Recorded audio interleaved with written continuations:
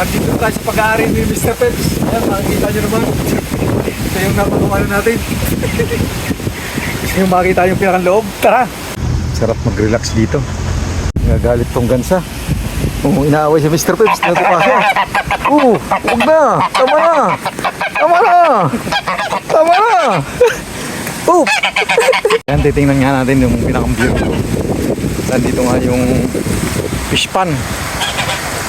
Muli sa mga kapuso natin, kapatid, kapamilya, ito'y hindi pag-aari ni Mr. Peps, ito'y kapangalan niya lang. Ang tunay palang may-ari nito ang CDO Food Corporation. Ito'y aking kinuhanan lamang ng larawan para sa aking ginagawang simpleng-simple lang naman.